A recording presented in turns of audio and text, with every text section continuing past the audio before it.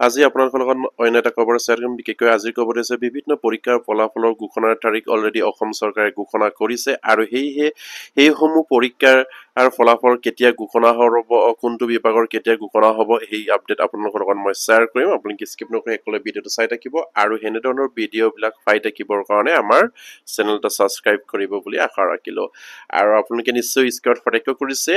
আমাৰ বিভিন্ন পৰীক্ষাৰ ফলাফল ঘোষণাৰ তাৰিখ অসম চৰকাৰে অলৰেডি পাব্লিছ কৰিছে আৰু এয়া শিক্ষা বিভাগেই হওক অন্য বিভাগেই হওক আৰু সেই বিভাগবিলাকৰ কেতিয়া আপোনাৰ পৰীক্ষাৰ আৰু ফলাফল ঘোষণা কৰা হ'ব সেইখিনি ইয়াত দিয়া হৈছে আৰু নিশ্চয় আপোনালোকে স্ক্ৰীনত প্ৰত্যক্ষ কৰিছে এডিআৰৰ তৃতীয় বৰ্গৰ যিখিনি ফলাফল সেইখিনি অহা 10 অক্টোবৰ তাৰিখে ঘোষণা কৰিব আৰু সেয়া অলৰেডি মাননীয় মুখ্যমন্ত্ৰী তেখেতৰ ফেচবুক লাইভতো কৈছিলে আৰু সেইমতে অসম চৰকাৰে সেইখিনি নটিচ পাব্লিছ কৰিছে আৰু এডিআৰৰ চতুৰ্থ বৰ্গৰ মানে এডিআৰৰ যিখিনি চতুৰ্থ বৰ্গৰ কৰ্মচাৰী আছে ফৰ্থ গ্ৰেডৰ সেইখিনি 15 অক্টোবৰ তাৰিখে পাব্লিছ কৰা হ'ব বুলি ইয়াত জানিবলৈ দিছে আৰু স্বাস্থ্য বিভাগৰ বিভিন্ন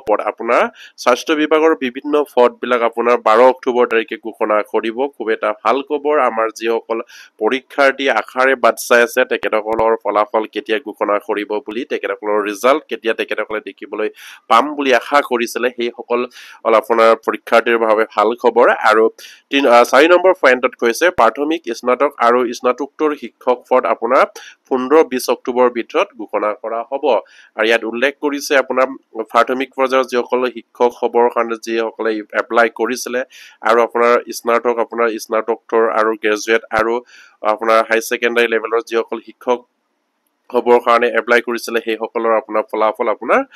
ফাইনেল লিষ্ট আপোনাৰ 15 আৰু 20 অক্টোবৰৰ ভিতৰত ওলাব বুলি ইয়াত উল্লেখ কৰিছে আৰু ইয়াৰ পাছতে কৈছে উপ পৰিদৰ্শক অগ্নি নিৰ্বাপক সেৱাৰ আপোনাৰ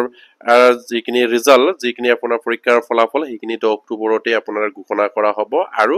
AB আৰু UB কনিষ্টেবল অক্টোবৰৰ ভিতৰতে গুৱাহাটী উচ্চ ন্যায়ালয়ৰ অনুমতি সাপেক্ষে ঘোষণা কৰা হ'ব বুলি ইয়াত উল্লেখ কৰিছে। AB আৰু UB যিখিনি কনিষ্টেবল সেইসকলৰ আপোনাৰ নিৰ্দিষ্ট ইয়াত ডেট উল্লেখ কৰা নাই কিন্তু সেইখিনি অক্টোবৰ মাহৰ ভিতৰতে ঘোষণা কৰা হ'ব বুলি কৈছে। গুৱাহাটী উচ্চ ন্যায়ালয়ৰ অনুমতি সাপেক্ষে এইখিনি ঘোষণা কৰাৰ কথা অসম চৰকাৰে জানিবলৈ দিছে আৰু 10 অক্টোবৰ দিনা বিশেষকৈ আপোনাৰ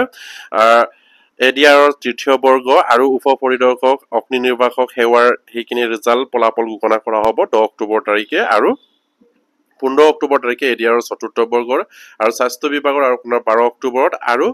প্ৰাথমিক স্নাতক আৰু স্নাতকোত্তৰ শিক্ষকৰ পদবিলাকৰ কাৰণে আপোনাৰ ফাইনেল লিষ্ট ওলাব 15-20 অক্টোবৰ তাৰিখে সেইখিনি পাব্লিছ কৰাৰ কথা ইয়াত উল্লেখ কৰিছে। খুব এটা ভাল খবৰ আমাৰ যিসকল পৰীক্ষাৰ্থীয়ে আশাৰে বাট চাই আছিলে তেখেতসকলৰ ৰিজাল্টসমূহ কেতিয়া দিয়া হ'ব বা তেখেতসকলৰ নিযুক্তিৰ যিখিনি ফলাফল ফাইনেল লিষ্ট কেতিয়া ওলাব বুলি যিসকল আপোনাৰ পৰীক্ষাৰ্থীয়ে আশা কৰি আছিলে সেইসকল পৰীক্ষাৰ্থীয়ে আপোনাৰ সেইখিনি ডেটত পাবলৈ সক্ষম হ'ব। আপোনালোকৰ ৱেবছাইটবিলাকত নিশ্চয় আপোনালোকৰ ৰিজাল্টসমূহ চাবলৈ পাব আৰু সেয়া খুব এটা ভাল খবৰ। অলৰেডি মাননীয় মুখ্যমন্ত্ৰীও তেখেতৰ ফেচবুক লাইভত কৈছে আৰু প্ৰতিগৰাকী আমাৰ যিসকল পৰীক্ষাৰ্থী এতিয়ালৈকে গম পোৱা নাই তেখেতসকলে যাতে নেকি এইখিনি খবৰ পায় আপোনালোকে শ্বেয়াৰ কৰি দিব আৰু এনেধৰণৰ বিভিন্ন